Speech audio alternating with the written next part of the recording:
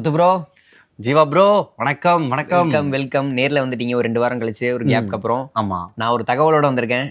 நான் ரஞ்சித்.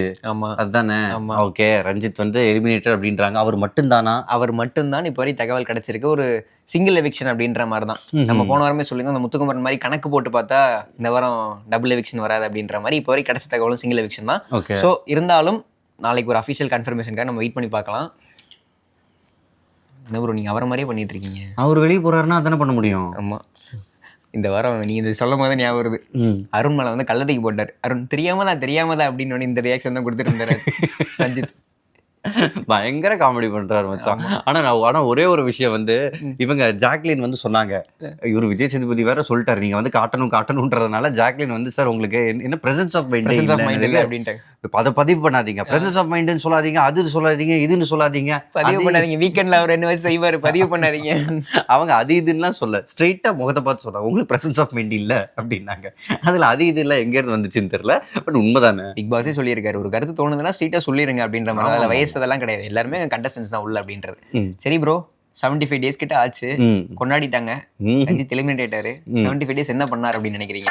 இல்ல கொஞ்சம் பாசமா இருந்தாரு. தன்னோட இமேஜ் மேக் ஓவர்ல ஐ திங்க் அவர் வந்து சக்சஸ் அடைஞ்சிட்டாருன்னு நினைக்கிறேன். ஆமா, கிட்டத்தட்ட அந்த ஒரு வயலண்ட் மைண்ட் செட், அதாவது அவருக்கு ஒரு வயலண்ட் பார்வை இருந்துச்சுல்ல கவுண்டம்பாளையம் படத்துக்கு அப்புறம், அதை வந்து கொஞ்சம் அழிச்சிட்டாரு. என்ன ப்ரோ சிரிக்கிறீங்க? ஆனாலும் கவுண்டம்பாளையம் படத்தை ஜீவா பார்க்கலன்றது வந்து ரொம்ப வருத்தத்துக்குரிய விஷயம். அதனால அவரே வெளியே வந்து வேண்டுவார். அதை தவிர பர்ஃபார்மன்ஸ்னா அதே மாதிரி வந்து சௌந்தர்யாவை கொஞ்சம் அக்ரெசிவாக புஷ் பண்ணுது. அதுக்கப்புறம் எடுத்த உடனே போய் மன்னிப்பு கேட்டது, இதெல்லாம் வந்து ஓகே. ஆனால் இன்னொரு ஒரு கடைசியில் நடந்துச்சு, இவரோட கோட்டை மட்டும்தான் வந்து காப்பாத்துச்சு. அதுக்கு நிறைய பேர் சொன்னாங்க, இதுவே ரஞ்சித்தை தவிர வேற யாராக இருந்தாலும் மற்ற டீம் அட்டாக் பண்ண போயிருப்பாங்க. ஸோ இவரோட பாசமோட வந்து ஒன்று ஷீல்டாக யூஸ் பண்ணாரு. பட் அது கடைசியில் கேமுக்கு உதவல பாரு.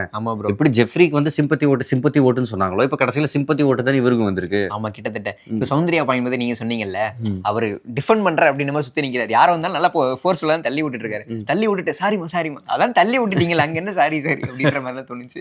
75 நாள் கொஞ்சம் சீரியஸா இருந்திருக்கலாம் ப்ரோ. அவரு 75 நாள் எப்படி வந்தாரு மச்சான், அதுவே ஃபர்ஸ்ட் தெரியல. அது மேல ஃபர்ஸ்ட் டவுட். ஆனா கொஞ்சம் சீரியஸ் மோடா இருந்திருக்கலாம் அப்படின்றத, கொஞ்சம் ஆக்டிவா இருந்திருக்கலாம். 5ல வளையாது, 50ல வளையாது. மேபி அவர் வந்து இதை நோக்கமா வச்சுட்டு தான் வந்தார். இப்போ வெளியில போறவங்கலாம் ரஞ்சித் ஐயோ பயங்கர பாசக்காரரு, இப்போ சினிமாவில் வந்து ஹீரோயினோட அப்பா வேஷம், இந்த மாதிரி வேஷம்லாம் அவருக்கு வந்து கிடைக்கும். ஸோ சக்ஸஸ் தானே. Success bro. உங்களுக்கு ஒரு ஹாப்பியஸ்ட் நியூஸ் வச்சிருக்கிறேன் நான். எனக்கா? என்னது மச்சான்? கோவா கேங் உடஞ்சிருச்சு ப்ரோ. அது உடஞ்சது டெம்பரரி தானே மச்சான். ப்ரோ ஒட்டாது ப்ரோ திரும்ப, ஏன்னா அந்த அளவுக்கு ஒரு வலுவான சண்டை அவங்களுக்குள்ள போயிருக்கு அப்படின்னு தான். இல்லை, அந்த சண்டை போயிருக்கு, அதை நம்ம எப்போ கன்ஃபார்ம் பண்ணுறது? இப்போ போன வாரமே நம்ம என்ன சொல்லி முடிச்சோம், நாமினேஷன்ல இவங்க இன்னொருத்தங்கள போடுறாங்களா இல்லையா? ப்ரோ இந்த வாரம் ஜாக்லின் ஓட்டு போட்டாங்க ப்ரோ. ஓகே, அந்த சௌந்தர்யா வந்து ஜாக்லின் போட்டாங்க. அதுக்குமே ஜாக்லின் வந்து இப்படி பண்ணிடக்கூடாது, நீ இப்படி பண்ணிடக்கூடாது, என்ன இருந்தாலும் நீ இப்படி பண்ணிடக்கூடாது அப்படின்ற மாதிரி கோச்சுக்கிட்டு தான் இருந்தாங்க. ஆனா சௌந்தர்யா இந்த வாரத்துல என்ன பண்ணாங்களோ இல்லையா, அது நல்லா பண்ணாங்க அவங்க. அது ஒரு பெஸ்ட் முடிவு. வேற நிறைய சண்டை வந்துருச்சு ப்ரோ. ஓகே, உள்ள சண்டை வந்துச்சு. ஆமா, இவரு ராயன் வந்து அந்த பக்கம் சௌந்தர்யா கிட்ட பேசுறப்ப வேற ஒண்ணு பேசுறாரு, இந்த பக்கம் ஜாக்லின் வந்து. ஆனா கிட்டத்தட்ட ஜாக்லின் தான் ஒரு ஆதரவா இருக்காரு. சௌந்தர்யா கொஞ்சம் கிட்டத்தட்ட எதிரா இருக்கிற மாதிரி தான் எனக்கு தெரியுது. கோவா கேங் உடஞ்சிருச்சு, ஓரளவு சந்தோஷம் தான். இதுக்கப்புறம் அவங்களுக்குள்ள ஒரு இண்டிவிஜுவல் கேம் பிளே ஆரம்பிக்கும் அப்படின்றதான் நம்பிக்கையா பார்ப்போம் ப்ரோ. இருந்தாலும் பிக் பாஸ் எப்படி பண்ணிடக்கூடாது ப்ரோ. என்னது, நாமினேஷன் ஃப்ரீ பாஸ் கிடையாதுன்ட்டாரு. இந்த அடுத்த வாரத்துக்கு கேப்டன்சி டாஸ்க்குமே கிடையாதுன்ட்டாரு, கேப்டனே கிடையாதுன்ட்டாரு. நல்லதுதான். என்ன ப்ரோ, ஒரு தலைமை இல்லாமல் ஒரு வீடு எப்படி இயங்கும்? ஏன் தலைமை இல்லாமல் வீடு இயங்க முடியாது? ரஞ்சித் இருந்த வாரம் இருந்துச்சுல்ல அப்படின்னு சொல்ல வரேன். இந்த வாரம் விஷால் இருந்த மட்டும் என்ன இருந்துச்சான். அதனால இருக்கிறது வந்து சும்மா நாம தான் ஒரு சில மாதிரி ஓரமா இருக்கிறதுக்கு சரி இல்லாமே இருக்கலாம் அப்படின்ட்டு இருக்காங்க. நாமினேஷன் ஃப்ரீ பாஸ் இல்லைன்ட்டார் ப்ரோ. அதனாலதான் ரஞ்சித் இத்தனை வாரம் தப்பிச்சிருக்காரு. அந்த மாதிரி ராணுவ தப்பிக்க வேண்டாமா?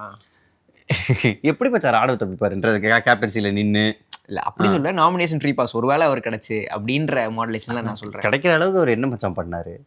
கரெக்டு தான். கிடைக்கிற அளவுக்கு எதுவும் பண்ணல.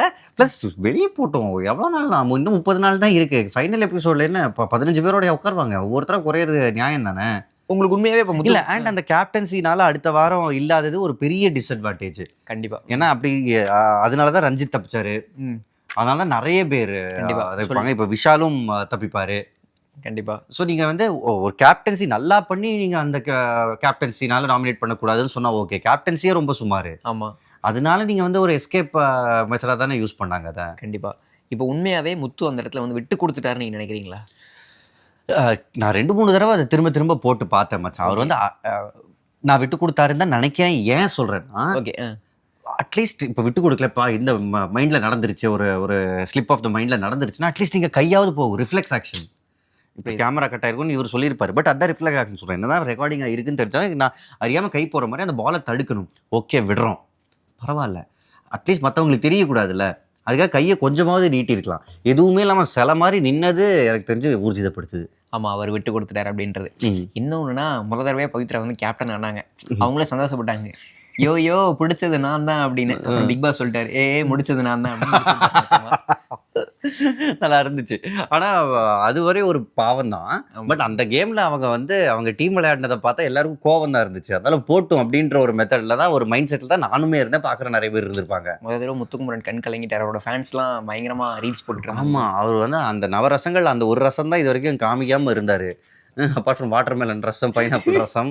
ஸோ இந்த ரசத்தையும் பார்த்துட்டேன். ஆமாம் ப்ரோ. அது எனக்கு வந்து அந்த மொமெண்ட்டில் வந்து அவர் கண் கலங்கினதெல்லாம் எனக்கு பரவாயில்ல மச்சான். அதை வச்சு மன்னிப்பு கேட்குறேன் மனையா, மன்னிச்சாச்சியா, விடியா மன்னிச்சாச்சு. இருந்தாலும் இந்த மன்னிப்பு, இதுக்கான மன்னிப்பு வந்து பிக் பாஸ் கொடுப்பாரு அப்படின்றது வந்து அடுத்த வாரம் தெரியும். அதுக்கு நம்ம பொறுத்திருந்து பார்ப்போம். எந்த மன்னிப்பு கொடுக்கணும், அதெல்லாம் கொடுக்கக்கூடாது. விளையாட்டில் போங்கடிச்சா என்ன? இருந்தாலும் ஒரு கன்வின்ஸ் ஆகி வராரு பிக் பாஸ். இவ்வளோ நேரம் முத்து வந்து சாரி கேட்டுட்டு இருக்காரு, ஒரு மாதிரி கில்ட்டாக ஃபீல் பண்ணிட்டு இருக்காரு அப்படின்னு சொல்லி பிக் பாஸ் ஒரு விட்டு கொடுக்குற ஒரு விஷயம் பண்ணார் அப்படின்னா எனக்கு தெரிஞ்சு பண்ணக்கூடாது. ஓகே, பண்ணக்கூடாது. மேஜர் ஆஃப் த பீப்புளுக்கு அதான் விஷயம் இருக்கும், கண்டிப்பாக பண்ணக்கூடாது அப்படின்றது தான்.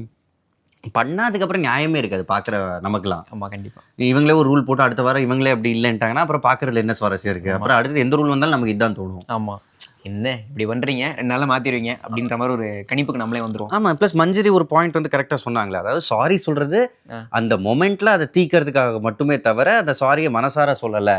இப்போ 4 தடவை சொன்ன அந்த சாரியை மனசார சொல்லிட்டாங்களா அப்படின்ற ஒரு வாதம் வரலாம். பட் நீங்கள் முதல்ல தப்பு பண்ணியிருக்கீங்களா, அதை அக்னாலேஜ் பண்ணும்ல. கண்டிப்பாக அதை ஒத்துக்கணும். அங்கேயே அவர் ஒத்துக்கிட்டாரு. பட் ஸ்டில் தப்பு தான், அதை திரும்பி எடுக்க முடியாது. கொஞ்சமாவது ட்ரை பண்ணியிருக்கணும். சரி, ஸ்மாக்லாம் பயங்கரமாக இருந்துச்சு, ஃபைட்டு பயங்கரமாக இருந்துச்சு, கிக்கு பயங்கரமாக இருந்துச்சு. ஆமாம், நடுவில் ஒரு சில வார்த்தைகளும் பயங்கரமாக இருந்துச்சு, மியூட் பண்ணாங்க. இன்னொரு விஷயம் என்னன்னா, அடிக்கிறாங்க, பஞ்ச் விட்றாங்க, ஸ்மாக் போடுறாங்க, போட்டுட்டு நான் அப்படி பண்ணல. இப்போ ஜெஃப்ரிலாம் தள்ளி விட்டுறாரு தீபக்கை. நான் அப்படி வைக்கலையே, நான் காலை தான் இது பண்ணேன், நான் லெஃப்ட் சைடு தான் தள்ளி விட்டேன், அவருக்கு ரைட் சைடில் லிகமெண்ட் டேர் ஆயிடுச்சு. ஆனால் அதில் நீ குறை சொல்கிறேன், எனக்கு ஒரு விஷயம் ரொம்ப பிடிச்சது. அதாவது ஜெஃப்ரி வந்து பார்க்கறதுக்கு வந்து ரொம்ப ஒல்லியாக இருக்கிற ஒரு ஆள், கிட்டத்தட்ட ஒன்றை மாதிரி. ஆனால் அவரை பிடிக்க ஒவ்வொரு தடவையும் அவர் ஒழுங்காக பிடிக்க 2 பேர் தேவைப்பட்டாங்க. துள்ளுறாருல ப்ரோ. ஐயோ, அது சூப்பராக இருந்துச்சு பார்க்க. தீபக் ஒரு பக்கம் பிடிக்கிறாரு, அதுக்கப்புறம் முத்துக்குமரன் கான்ஃபிடென்ட்டாக இருந்தார் இவரை பிடிச்சிருவேன். ஆனால் தீபக் ஒரு இடத்துல வந்து அந்த பொறுப்பு எடுத்துட்டு ஜெஃப்ரியை நான் பார்த்துக்கிறேன், நீ போய் அங்கே வேலையை பாரு அப்படின்ட்டாரு. முத்துக்குமரனுக்கு தெரியுது இவரால் முடியாது, நம்ம வேணும் அதுக்கு. நானும் சரி, ஆனால் அவர் பெரியவர் சொல்றாரு போயிட்டு. அதுக்கப்புறம் 2 பேரும் வந்து தான் பிடிக்க முடிஞ்சுச்சு. ஒரு தடவை ஜெஃப்ரி அப்படியே தீபக் அலேக்கா தூக்கிட்டாரு ப்ரோ. என்ன மாதிரி ஒரு மனுஷன் அப்படின்னு. ஸோ அந்த பார்ட் ஆஃப் ஜெஃப்ரி நான் ரொம்ப என்ஜாய் பண்ணேன். என்ன என்ஜாய் பண்ணா, லாஸ்ட்ல எல்லாம் முடிச்சுட்டு அன்ஷிதா பவித்ராலாம் கத்திட்டு இருக்காங்க, அதுக்கப்புறம் மஞ்சரி ஏதோ புலம்பிக்கிட்டு இருக்கிறப்போ இப்போ வாங்க பாடி லாங்குவேஜ் ஒன்று பண்ணார்ல, அது ரொம்ப மோசமா இருந்துச்சு. இந்த டாஸ்க் அப்போ தான் இன்னொரு விஷயம் நடந்துச்சு. எல்லாம் பயங்கரமா ஃபைட்டு போட்டுட்டு இருக்காங்க. அப்போ முத்துக்குமரனும் பவித்ராவும் பயங்கரமாக ஃபைட் போட்டிருக்காங்க, கட்டி பிடிச்சி தடுக்கணும் அப்படின்ற மாதிரி இருக்காங்க. அப்போ முத்துக்குமரன் ஒரு காமெடி போட்டார், என்ன ஷாம்பு போடுறீங்க அப்படின்னு ஒரு காமெடி போட்டார். எதுக்கு, அவங்களே பாவம் உயிரை கொடுத்து விளையாண்டுட்டு இருக்காங்க. ஒருத்தருக்கு இன்ஜூர் ஆயிடுச்சு ப்ரோ அந்த ஃபைட்டில். ராணவ் ஆமாம், கை உடையில லிகமெண்ட் டேர் ஆயிடுச்சு. இப்போ வந்து ராணவ் கீழே வந்தோன்னே எல்லாரும் ஒரு ஜட்மெண்ட்டுக்கு வந்துட்டாங்க, நடிக்கிறான் பாவன் அப்படின்ற மாதிரி ஜட்மெண்ட்டுக்கு வந்துட்டாங்க. ஆனால் முத்துக்குமரன் வந்து விடு அப்படின்ற மாதிரி கன்வின்ஸ் பண்ணிருந்தார் எல்லாத்தையும். அதுக்கப்புறம் சைலண்டாக போய் மஞ்சரி கிட்ட வந்து நம்ம வந்து ராணவ நம்ம டீம் சூஸ் பண்ணிடக்கூடாதோ அப்படின்ற மாதிரி அவரே ஒரு முன்முடிவுக்கு தான் வந்துட்டார். அப்போ நீங்கள் வந்து மற்றவங்களை சொல்லக்கூடாது. ஆனால் நீங்கள் அக்செப்ட் பண்ணிட்டார் அதை, நான் வந்து ராணவ நடிக்கிறான விஷயத்தை நினைச்சிட்டேன் அப்படின்ற மாதிரி அக்செப்ட் பண்ணிட்டார். ஆனால் அந்த தருணத்தில் முத்து வந்து அதுக்கடுத்து என்னென்ன விஷயங்கள் பண்ணாருன்னு கவனிக்க வேண்டியது இருக்கு. அவர் வந்து நடிக்கல, மற்றவங்கலாம் சொல்றப்ப மற்றவங்களுக்கு எதிராக ராணவுக்கு ஆதரவாக அங்கே நின்று பேசிட்டு இருந்தார். சரி இடத்த காலி பண்ணு அப்படின்ற மாதிரி தான் மாடலேஷன் கொடுத்துட்டு இருந்தார். ஆனால் பார்த்தீங்கன்னா அவருமே அந்த முடிவில் தான் இருந்திருக்காரு, பின்னாடி ஒன்று முன்னாடி ஒன்று அப்படின்ற மாதிரி பண்ணியிருக்காரு. அது ஓகே மச்சான், அது மனித இயல்பு தானடா. இப்போ வந்து என் டீமுக்குள்ளே உண்டார பிரச்சனை நான் என் டீமில் பேசிக்கிறேன், வெளியாள்கிட்ட நான் எதுக்கு என் டீமை எக்ஸ்போஸ் பண்ணணும்? அது என்ன இந்தியன் டீமா என்ன? அப்படி இல்லை, இருந்தாலும் ஒரு உண்மையை ஒத்துருந்துருக்கலாம் அவரு. ஓகே உண்மைதான், பட் கடைசியில் நீங்கள் சொல்கிற மாதிரி மஞ்சரி கிட்ட தான் பேசினாருன்னா அது கரெக்டு தானே? கரெக்டு தான். வெளியாள் முன்னாடி என் டீமை நான் விட்டு கொடுக்கல, அதுக்கப்புறம் என் டீமில் நான் வந்து அது ஒரு ஸ்ட்ராட்டஜி இவர் எடுத்துருக்க கூடாது. ஏன்னா ராணுவ உள்ளே எடுக்கிறப்ப எனக்கு அந்த சந்தேகம் இருந்துச்சு, ராணுவ ரொம்ப வாலண்டியராக நான் இருக்கேன். ராணுவோட ஃபிசிக்கு அவர் இருந்தால் அட்வான்டேஜ், இந்த மாதிரி டாஸ்க்ல சத்யா இருந்திருந்தாருனாலும் ரொம்ப நல்லா இருந்திருக்கும். நான் கேம் பார்க்க இன்னும் இன்ட்ரெஸ்டிங்காக இருக்கும். ஒரு ரக்பி மேட்ச் பார்க்குற மாதிரி அது இருக்கும். சத்யா வர்சஸ் ராணவன், ஏன்னா ஒரே சைஸில் 2 பேரும் ஆஜன் பாகுவா இருந்திருப்பாங்க. பட் அவர் பாவம் போன வாரம் போயிட்டாரு. பட் ராணவ் டெஃபினெட்லி இந்த ஃபிசிக்கல் அட்வான்டேஜ் இருக்குது, அதனால அவர் வச்சிருக்கிறது கரெக்ட் தான். பட் அவர் எப்பவுமே இந்த ஆட்டிடியூட் ப்ராப்ளம் எடுத்துகிட்டு வருவார்ல. ஆட்டிடியூட் ப்ராப்ளம் இந்த சென்ஸ் முந்தின வாரம் தான், அதாவது சில நாட்களுக்கு முன்னாடி தான், ஒரு நாளைக்கு முன்னாடி விஷாலுக்கு கேப்டன்சி போகணும்னு கடைசி நேரத்தில் தாவுனாரு. ஆமாம், அந்த இது தள்ளிட்டு போகிற டாஸ்க்ல, வெயிட் டாஸ்க்கு. ஸோ அதே மாதிரி இவர் பண்ணுவாருன்ற சந்தேகம் இருக்கிறது நார்மல் தானே, நேச்சுரல் தானே. நார்மல் தான். இருந்தாலும் இந்த விஷயத்துல, அந்த விஷயத்துக்குள்ள நான் போல ப்ரோ. இப்போ என்னன்னா, முத்து அதை வந்து ஓப்பனா சொல்லியிருக்கலாமே எல்லாரும் முன்னாடியும். நீ சந்தேகப்பட்டுட்ட, எல்லாரும் சொல்றாங்க. என் டீம்ல இருக்கிற பிரச்சனை எதுக்கு ஓப்பனா பேசணும் வெளியில? ஓகே தான் ப்ரோ, பிரச்சனை கரெக்ட் தான்டா. கரெக்ட் தான். இருந்தாலும் அவர் ஒரு செல்ஃப் க்ளோரிஃபைங் அப்படின்ற ஒரு பாயிண்ட்ல போய் செல்ஃப் க்ளோரிஃபிகேஷன் என்னன்னு தெரியல. பட் இதே மாதிரி என் டீம்ல ஒரு இப்போ நம்ம நானே நீங்க கேமராமேன் ஒரு டீமா இருக்கும், வெளியில இருந்து என்னையா பண்றீங்கன்னு அப்படின்னு கேட்டா நம்ம வந்து வெளியால தான் ஃபர்ஸ்ட் விரட்டி விட்டு அதுக்கப்புறம் நம்மக்குள்ள என்ன பஞ்சாயத்து தான் நம்ம பேசுவோம். ரொம்ப நார்மல், இப்படிதான் இருக்கிறோம். In fact okay. அப்புறம் அந்த கேம்ல முத்துக்குமரன் விளையாடுனது இன்ட்ரெஸ்டிங்காக தானே இருந்துச்சு. சூப்பரா இருந்துச்சு ப்ரோ. டஃப் ஃபைட் கொடுத்தாரு. டஃப் ஃபைட் கொடுத்தாரு. அந்த ஒரே ஒரு இடம் தான் மஞ்சரி வந்து சொல்லுவாங்க. அந்த ஐ திங்க் பவித்ரா வந்து அவங்களோட செஸ்ட் கிட்ட வச்சுட்டாங்கன்னு நினைக்கிறேன். அந்த முயலை எடுன்னு மஞ்சரி சொல்லுவாங்க. இவர் எடுக்கிறதுக்கு வந்து யோசிச்சாரு. பட் முத்துக்குமரன் ஐ திங்க் அதை நல்லா ஹேண்டில் பண்ணாரு அந்த சிச்சுவேஷன். ஆமா. இப்போ ஜெஃப்ரி பத்தி பேசும்போது இன்னொன்று ஞாபகம் வருது. இந்த வாரம் ராணாவுக்கு அடிபட்டுறதுனால அந்த மாதிரி டாக்ஸ் வந்துச்சு. ஒருவேளை ராணாவால ஜெஃப்ரி அடிபட்டு அப்படின்னா எந்த மாதிரியான டாக்ஸ் வந்துருக்கும்? ஃபுல் வீடே அந்த ஆஸ்பத்திரி அந்த ஸ்டோர் ரூம்ல தான் டாக்டர் வருவாரு. சுத்தி வளைச்சிருவாங்க. ஃபுல் வீடே உள்ள போயிருக்கும். ஆமா, ராணாவை சுத்தி வளைச்சிருவாங்க எல்லாரும். சுத்தி வளைச்சு அவர் வந்து திரும்ப அந்த வெளியில இருக்கிற ஹாஸ்பிட்டலுக்கு போற அளவுக்கு ஏதோ நடந்திருக்கும்னு நினைக்கிறேன். கண்டிப்பா. அதன் பிறகு இன்னைக்கு எபிசோட்ல நான் ரசிச்ச விஷயம் வந்து, ஒரு சில பேர் கேமை விளையாடாமே 2-3 நாளா வெறும் அம்பையரா நின்றுகிட்டு இருந்தாங்க. விஷாலு, அதுக்கப்புறம் வந்து வாத்தியார் அருண் மாசு ப்ரோ. ஆமா, அவர் தான் போன வாரமே வாத்தியார் ஆயிட்டாரு. அதுக்கப்புறம் வாத்தியார் அருண், சௌந்தர்யால அம்பையரா தான் நின்றுகிட்டு இருந்தாங்கன்னு நினைச்சேன். ராணவ் வந்து ஒரு கமெண்டேட்டரா இருந்தாரு. பட் நீங்க ஒரு இன்னொருத்தர கமெண்டேட்டர்னு சொல்றீங்க பாத்தீங்களா? அந்த கேம் அவர் தான் மச்சான் கமெண்ட் கொடுத்தாரு. சோ இது நடந்துகிட்டு இருக்கப்போ அவங்க எதுவுமே பண்ணலன்னு நான் நினைச்சுக்கிட்டு இருந்தேன். பார்த்தா இன்னைக்கு எபிசோட் பார்த்ததுக்கு அப்புறம் தான் தெரியுது இவ்வளவு வேலை பண்ணியிருக்காங்க அப்படின்னு. கல் எடுத்தாங்க அங்க கொடுக்கறது, சௌந்தர்யாவை அனாதையா உட்கார விட்டது, எவ்வளோ இது. பட் அது அக்லி தானே கடைசியில். ஆமாம் ப்ரோ, இது ஒரு விஷயம். நீங்கள் விஜய் சேதுமே பேசினார் அந்த விஷயத்த.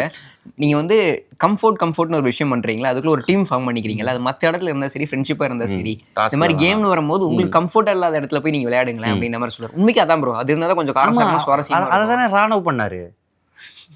அவர் கம்ஃபர்ட் இல்லாத இடத்துல தானே அவர் வந்து விளையாடினாரு. கடைசியில் கை உடஞ்சிருச்சு அப்படிதான். பட் ஓகே, அது வந்து கேம் இன்ட்ரெஸ்டிங் ஆக்கும். பட் உங்களோட கோட்டையவே நீங்கள் கட்டாமல் அடுத்தவங்க கோட்டையை வந்து பிடிக்க போகிறது, அதுவும் எதனால்? இவர் விஷாலோட இவ்வளோ நாள் தர்ஷிகா இருந்தாங்க. இப்போ தர்ஷிகா வெளியே இருக்காங்க. ஐ திங்க் அன்சிதாவுக்கும் அவர் வந்து மேப் போட்டு தான் கடைசியில் ஒரு கிஃப்ட் கொடுத்தாருன்னு நினைக்கிறேன். அன்சிதா ஒரு பாயசத்தை போட்டுற வேண்டியது அப்படின்ற மாதிரி பிளான் போட்டுட்டு இருந்தாரு. ஆனால் இவ்வளோ நாள் கூட அருண் இருக்காரு, அவர் மேலே எந்த பாயசமும் வேலை செய்யல. வரும், ஏன் இனிமேல் தான் வரும். இல்லை ஏன்னா அவர் வாத்தியார். கேப்டன்சி இந்த வாரம் இருந்துச்சு ப்ரோ. போன வாரம் சுத்தமாக இல்லை, இந்த வாரம் இருந்துச்சு, அங்கங்கே இருந்துச்சு. நான் கேப்டன், முடிவெடுக்க வேண்டியது நான் தான் அப்படின்ற மாதிரிலாம் சவுண்டு கொடுத்துட்டு இருந்தாரு. என்னன்னா கத்தி எடுத்து குத்தல, அது மட்டும் தான். ஐயோ, அதுதான் எனக்கு பெரிய பிரச்சனை. இவ்வளவு பேர் வந்து கேப்டன்சில பிரச்சனை இருக்கு அப்படின்னாங்க, யாருமே வந்து போய் கத்திய குத்தலையே. ஏன் குத்தல? குத்திருக்கலாம் 2-3 இடத்துல வந்துச்சு. எஸ்பெஷலி அந்த கேம்ல அவர் அம்பையரா இருக்கிறப்போ அன்சிதா பண்ணது பிளேட்டன்ட் சீட்டிங். ஆமா, கண்டிப்பா சீட்டிங். அது லாக்ல இருக்காங்க, எனக்கு பிரேக் வேணும்னு போய் உட்காடுறாங்க. அப்ப திரும்ப அங்கே இருந்தானே ஸ்டார்ட் பண்ணுவோம். அதுக்கப்புறம் அப்படியே போறாங்க. அதை வந்து கேட்கறாங்க மஞ்சரி, அவங்க எப்படி போலான்னு. அதெல்லாம் நீங்க பேசிக்கணும். நான் வந்து அவங்களுக்கு வலிக்குதுன்றதுனால தான் நான் உள்ள வந்தேன் அப்படின்னு வந்து ஒரு ஃபேவரட்டிசம் காமிச்சிட்டு போயிட்டாரு கேப்டன். பயங்கரமான அவங்க ஃப்ராடு பண்ணிட்டு இருந்தாங்க அப்படின்னு சொல்லி பார்த்தா கேப்டனுமே இந்த ஒரு ஃப்ராடு கேப்டனா தான் இருந்துட்டு இருந்திருக்காரு. ஆமா, ஐ திங்க் நாளைக்கு இருக்குன்னு நினைக்கிறேன். ஒரு ஃப்ராடு கேப்டனுக்கு பயங்கரமா இருக்கு நாளைக்கு. ஆமா, ஆனா பெருசா எதுவும் இல்லை. இந்த வாரம் விஜய் சேதுபதி திட்டுவாங்கன்னா அடுத்த வாரம் நல்ல பேர் வாங்குவாங்க. பட் வாத்தியார் தான் அதுக்கு ஒரு சின்ன எக்ஸெப்ஷன். அவர் எதுவுமே பண்ணாம வாய மூடிக்கிட்டு இருந்தாரு, சைலண்ட் ஆயிட்டாரு இந்த வாரம். ஆமா, அப்படியும் பாரு, கடைசியில ஊம வாத்தியார் இருந்தா கூட கடைசியில வாங்கி கட்டிக்கிறாரு. ஒரு இடத்துல அந்த பரதநாட்டியம் பார்த்தேன், அவங்க இங்க இருந்து கல் எடுத்துட்டு வந்தாங்க. கல் எடுத்துட்டு போறப்போ okay Muthu bro, thank you so much. Thank you.